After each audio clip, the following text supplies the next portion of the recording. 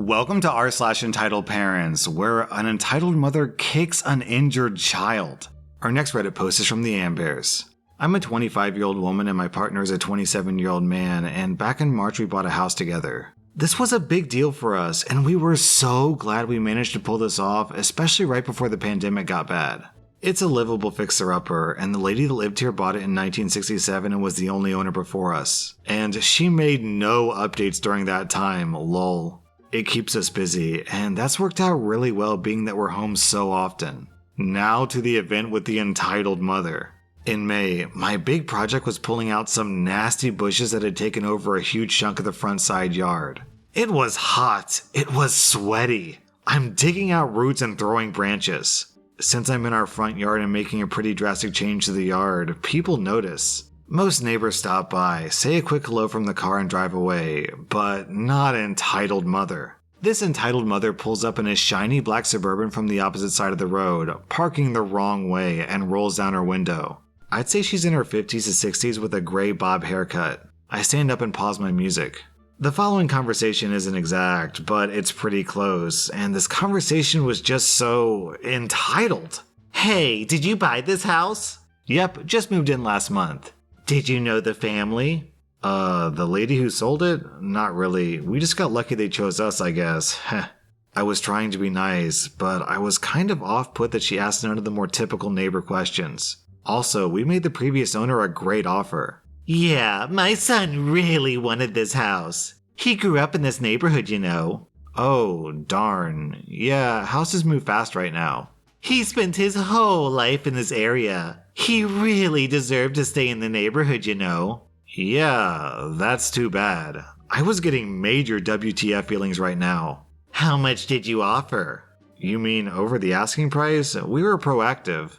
Well, my son really wanted this house. Me feeling quite awkward about this whole situation and just looking to shoo this lady along. Yeah, well, I'm sure more houses will go up for sale around here. Well, that doesn't help him now, does it? He had his heart set on that house. I just give an exaggerated shrug and decide to resume my root cutting and hope she gets the message. You're probably flipping it. He would have loved it. No, we're not. We're staying long term. Yeah, right. She doesn't leave. I'm wondering if I should go inside or something. She just keeps looking at me, expecting me to say something. I keep cutting out roots. Is it just you, or did your family help you get it? I say in a pretty short tone. My partner and I bought it together. My grandkids would have loved that yard. A loved yard makes a house a home, you know. Well, my dogs will love it, especially once I'm done. Seriously? I just scoff. I pull my root out and throw it on the pile. I feel her eyes watching me. Really ready to be done with this conversation, I say, well, have a good day. Then, with a last glare and an ugh, she speeds off, leaving a quite annoyed and bewildered me in my dirty glory, mulling over what the heck just happened. Did this freaking lady just try to guilt trip me because we bought a house that her son wanted? Indeed, apparently. WTF. That was definitely the most unwelcoming interaction I've had since we moved in, and I haven't seen her since. The fact that you haven't seen her since makes me think that she's not a neighbor and she doesn't live in the area. Which means that she drove by your house repeatedly until she saw you so she could have this exact conversation. But what I can't figure out is, what was her objective with this conversation? Was she really expecting OP to just be like, oh, my mistake. I didn't know that your son wanted it. Here, let me sell it to you. Though down in the comments, Purple Box Kite poses another alternative theory. This is the son's version of the story. My mom is super pissed that the house that she wanted me to buy got sold to someone else. I never wanted the house because it's her dream home and she probably would want to move in with me. Our next Reddit post is from Xylophone Player. So this happened when I was about 11 or 12 years old. I played for a local girls soccer team as the goalie. We played on a field not far from my house for home games. We went up against another local team in the county tournament.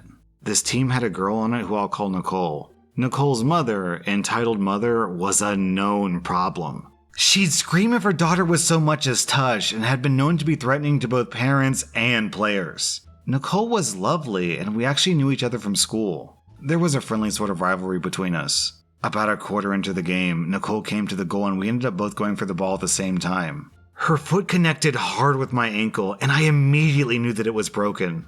Nicole had apparently heard the break and helped me to the ground, yelling for help. When I looked down, my foot was at a very strange angle. Both coaches helped me off the pitch with Nicole beside me holding my hand and both of us crying. Other players were gathering around, but the coaches told them to step back and give me some space. My parents arrived and sat with me while my team's coach called for an ambulance. At this point, entitled mother appears. I hear her before I see her. "What's going on? Nicole, get back on the field." "Mom, I broke OP's ankle. I want to stay with her. I'll be red carded anyway." For those who don't know, if you do a foul, you'll get a yellow card, and 2 yellow cards cause you to be red carded and sent off. However, if a foul is particularly bad or causes serious injury, you're red carded straight away. "Red carded? Why, because she didn't get out of the way in time?" My mom said, "No, because it happened. I don't think Nicole meant for it to happen, but it still did." "Well, I think your daughter did this on purpose to make Nicole look bad. I bet she's faking it." I'm still crying and in too much pain for patience, so I say, "If you think I can make my ankle bend like that myself, then you're stupid." "How dare you?" She turns to the coach. "I want the police here too for defamation of my daughter's character." At this point, the referee comes over to check how I am and to let Nicole know that, as she thought, she's red carded. Nicole doesn't seem to care, but the entitled mother explodes. "You can't red card my daughter. Red card that little B word. In fact, ban her from the game. She's faking it on purpose. Look." At this point, she kicks my ankle with her foot. She doesn't kick hard, but I'm still in agony because of the break. I screamed, and my mom jumped up to take entitled mother on. The other's team coach had to get between them to stop a fight. The ambulance showed up, and the paramedics came to help me. They managed to get both Nicole and me laughing and help me secure my ankle so as to not cause more injury. My dad then told them about what entitled mother had done, and one of the paramedics shook her head and said, "You can't help stupid, I guess." The police also showed up while I was being sorted out. I didn't see this part, but I was told about it by the other players. The entitled mother started yelling that my mom and I should be arrested for defamation. However, after being told by several witnesses what had happened, the entitled mother was arrested for assault. I was taken to the hospital in the ambulance with my mom riding with me and my dad driving in the family car. It turned out that I had a break in 2 places on my ankle. I have a strong suspicion that one of the breaks was the result of the entitled mother's kick, though that can't be proven.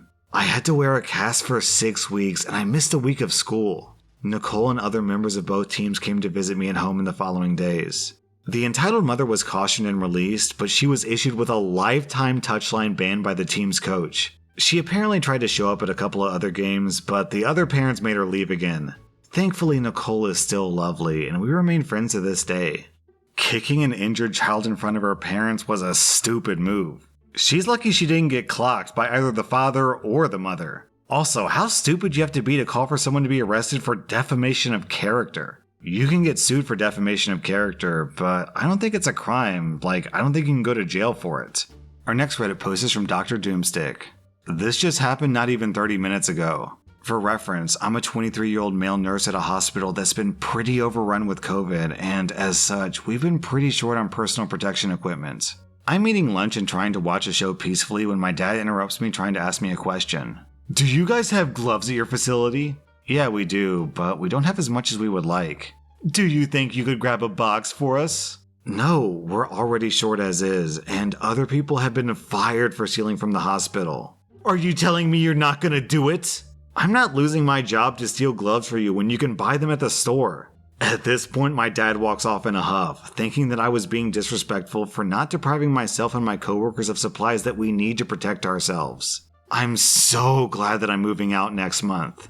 Some nurse jobs out there can pay over $100,000. Imagine losing your 6-figure job because you stole some frickin' gloves. Our next Reddit post is from Terrible Wombat. For context, I used to work for a church as an audio technician and just general hand for weekend services and things. A few years ago, the church pulled enough money together to record a live worship session and put on sale. It was a really important event that had been in the works for months, and in case you don't know, they're really expensive to do. So the decision was made to not allow kids under the age of 12 or 13 into the recording service under the logic that kids that young can't be quiet the entire time. All this was advertised as the rule well in advance. I was standing at the main entrance welcoming people and explaining what to expect when I see the entitled mother walk up with her young kids. I say, "Excuse me, ma'am, but children under a certain age aren't allowed into the service tonight. We've set up activities and alternative arrangements ready for them in another building." What? I explain the situation again while she stares at me. "But my kids are really mature and grown up. They'll be fine, don't worry." Ma'am, that could probably be true, but if I let your kids in, then I would have to let other kids in who wouldn't be, and they could ruin the recording. I have to apply the rule equally. "I don't care about other people's kids. I want my kids with me." She spots my supervisor. "Hey, supervisor, OP won't let my kids come in, but you know they're fine, right?" No, you know the rules for tonight. He's right, they can't come in. She looks at both of us fuming. "Well, if they can't come in, then we're going home." That's certainly your right. The entitled mother stormed away with her embarrassed kids, and we went on for the night without a care in the world. Side note, the CD turned out great and the church raised a lot of money for charity with it. If I recall correctly, it was supporting local drug and alcohol addiction treatment centers. You think it's hard trying to record with a kid in the room? Try recording with a bored puppy in the room. Our next Reddit post is from Johnny Tingsba. I had just started university in Swansea in Wales in the United Kingdom. I live and grew up in London, and we don't get many Karens in the UK, especially in London, because people just don't have time for that nonsense. Since Swansea is a predominantly white area, I assumed that I would encounter some racism since I'm of South Asian descent and I have brown skin. But I was pleasantly surprised to find that everyone is really nice and helpful and much more welcoming than in London. Anyway, I'm at the big Tesco in town, which is our supermarket chain, and I'm buying some food and homewares like frying pans and stuff, and with that I'm buying a load of alcohol for the flat. I'm talking 2 bottles of Bailey's, large bottles of vodka and white rum, Di Serono, an 18-pack of Corona, Jägermeister, as well as Coke, Red Bull, and soda water. It's not enough to fill a bar, but still a fair bit for one person to buy. As I'm paying at the checkout, I have my driver's license and ID ready to show the cashier. I'm 19 years old, but I have a pretty babyish face and I'm pretty small, so I always expect to get ID'd. But for some reason, the guy doesn't ask to see my ID and I pay and start loading my shopping back into the trolley. As I'm doing this, the woman behind me who's there with her teenager, maybe 15 to 17 years old, starts speaking to the cashier. She was English, not Welsh, and the tone of her voice told me everything I needed to know immediately. Karen alert! She starts whining and scolding the cashier, asking why he didn't check my ID. The cashier also seemed to realize that this wasn't going to be a fun interaction and responded saying that I've shopped here before and that he knows I'm of age. I don't know if this is BS or not because I don't recall seeing him before. The woman continues to berate him, telling him that it sets a bad example for her kid because it shows him that he can get away with buying drinks underage and using fake IDs. At that point, I'm done loading my shopping cart and decide not to engage and leave. She instantly forgets the cashier and blocks my way, asking me to show her my ID and my bank card. I politely tell her that she has no right, and then she loses her mind. She doesn't scream or raise her voice significantly, but her tone becomes incredibly aggressive, and she starts pointing her finger at me and accusing me of buying alcohol while underage. I tell her I am of age and I have every right to purchase what I just did. And if she is an issue, she can go find a manager because she, a fellow customer in the store, has no jurisdiction over me. The cashier decides to call for a manager and apologizes to me. I look at the kid and he gives me a stern look, but I'm pretty sure it was just to side with his mom and that he wasn't uncomfortable about the whole ordeal. The manager comes over and asks the cashier what's wrong, and lo and behold, this unbearable B word interrupts the guy and starts berating the manager.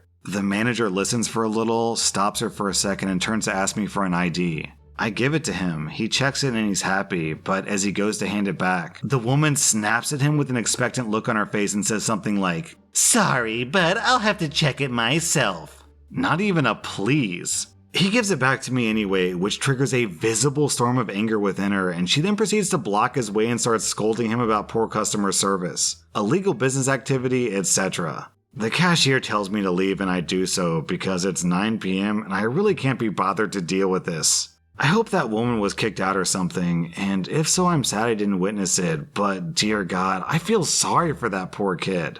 Typical Karen logic. OP buying alcohol sets a bad example for her kid. But her screaming at a total stranger, the cashier, and the manager apparently sets a good example for her kid.